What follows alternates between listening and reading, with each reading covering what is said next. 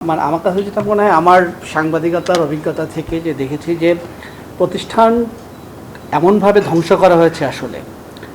সুতরাং এখন আমাদের আশা এত কমে গেছে প্রতিষ্ঠানগুলোর কারণে, বা যে সমস্ত প্রতিষ্ঠান ভালো ছিল আমরা যখনই বলতাম, যেমন একটা সময় যখন মনে হতো 10-15-20 বছর আগেও যে ব্যাংকিং সেক্টরের যতই সমস্যা থাকুক না কেন, Bangladesh bank as a central bank হিসেবে এফিশিয়েন্ট, ভালো ভালো মানুষজন আছে, তারা পলিটিক্যালি অত বায়াস না, তারা বেশ কঠিন সিদ্ধান্ত নিতে পারে, কিন্তু সেই জিনিসটা তো আমাদের চোখের সামনে ধ্বংস হয়ে গেল।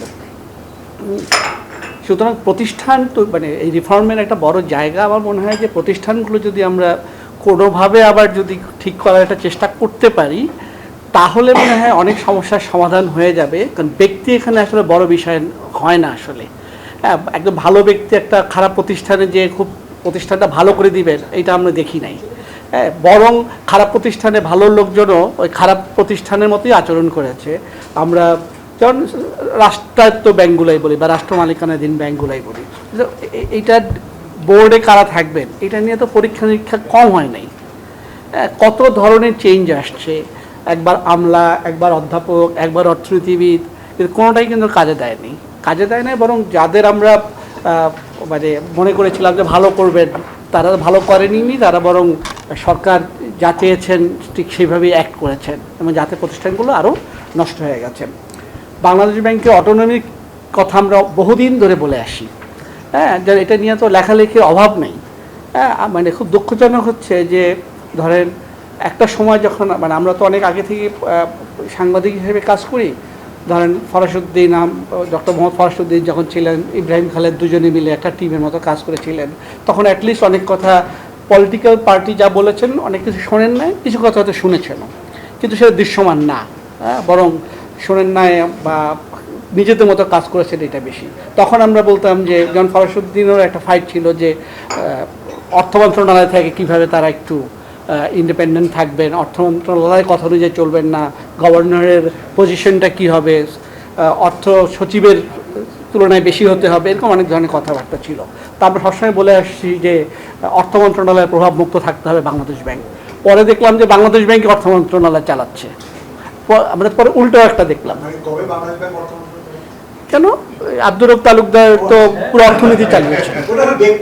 হ্যাঁ, সেটাই বললাম, চালিয়েছেন। আব্দুর রব তালুকদার তো পুরো অর্থ মন্ত্রণালয় চালিয়েছেন, এটা তো সত্যি কথা। হ্যাঁ, অর্থ মন্ত্রণালয়ের কোনোই ছিল না, অর্থ সচিবের তেমন কোনোই ছিল না, সবই তো উনি ঠিক করতেন। সেটা তো আমরা চোখের সামনে দেখেছি। এসিসিতে আমরা এমন ব্যক্তি দিয়েছি, তার একটা 10 বছর ছিলেন, তার যোগ্যতা ছিল উনি বঙ্গবন্ধুর মতো গলায় 7 মার্চে ভাষণ দিতে পারতেন। এমন একজনকেও তো এসিসি চেয়ারম্যান 10 বছর রাখা হয়েছে।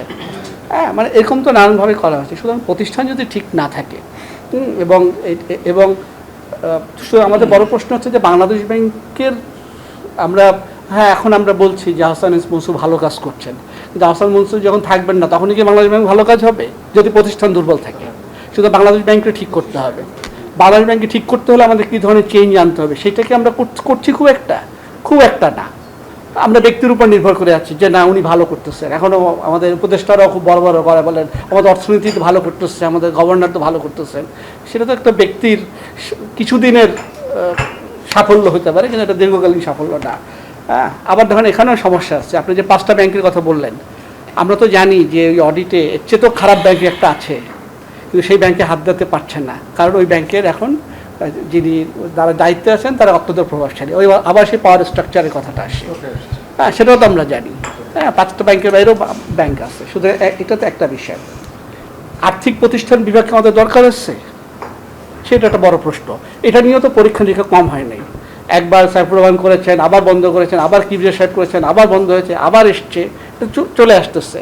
শুধু বাংলাদেশ ব্যাংক আর্থিক প্রতিষ্ঠান কি পাশাপাশি থাকবে? রাষ্ট্রায়ত্ত বা রাষ্ট্র মালিকানাধীন ব্যাংকগুলো কার কথা শুনবে? এই যে অডিট কেন বাংলাদেশ ব্যাংক কেন বেসরকারি ব্যাংকে করতে পারছে, কেন রাষ্ট্র মালিকানাধীন করতে পারছে না? কারণ হচ্ছে এখানে তো মালিকানা দেখভালের মালিকানা দুই দিকে। সুতরাং প্রতিষ্ঠান যদি ঠিক না হয়, এবং এটা করতে গেলে যে কাজগুলো করা দরকার, সেখানে আমরা অনেক দূরে আছি, আমরা করতে পারছি না। আমরা অ্যাডহক ভিত্তিতেই আছি এখন পর্যন্ত। কিছু কাজ হয়তো লং টার্মে ভালো রেজাল্ট আসতে পারে, কিন্তু এটা সামগ্রিকভাবে খুব ভালো ফল আসবে না। আর আপনাদের নিশ্চয়ই মনে আছে যে 2007-8 তো এখন তো মানে ওখানে যা কিছু ভালো কাজ হয়েছে কোনোটাই স্বীকার করা হয় না, সবই খারাপ কাজ হয়েছে। কিন্তু আপনাদের নিশ্চয়ই মনে আছে যে আকবর আলী খানের নেতৃত্বে একটা রেগুলেটরি রিফর্ম কমিশন হয়েছিল। আমাদের তো সেরকম একটা রেগুলেটরি রিফর্ম দরকার। আমরা তো বাংলাদেশ ব্যাংক তার মতো করে করতেছে, আর কেউ কার মতো করতেছে আমরা তো আসলে জানি না। একটা সময় ছিল যে ব্যবসা বাণিজ্যের পরিচালনা খরচ কমাতে হবে।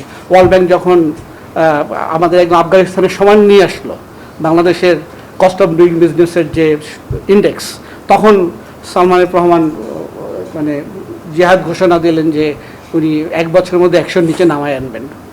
এটা হচ্ছে তার যে জিহাদ মানে ঘোষণা দিলেন। তারপর যখন করাপশনের কারণে ওয়ার্ল্ড ব্যাংক এটা বাদ দিল, তখন কিন্তু আমাদের সেই শেষ হয়ে গেল। সুতরাং ব্যবসা বাণিজ্যের পরিচালনার ব্যয় কম কি বাড়লো এটা আমরা জানিও না এখন, আগে না একটা ইন্ডেক্স আমরা জানতাম। সব কিছু মিলাই বলি যে আমাদের প্রতিষ্ঠানের দিকে বেশি নজর দেওয়া উচিত, এবং পাওয়ার স্ট্রাকচারকে প্রতিষ্ঠান এই দুইটার মধ্যে কিভাবে আলাদা করা যায় সেটা যদি আমরা না করতে পারি, তাহলে আমরা এই আলোচনা আবারও 1 বছর পর করবো, কোনো কিছুই লাভ হবে না। ধন্যবাদ সবাইকে।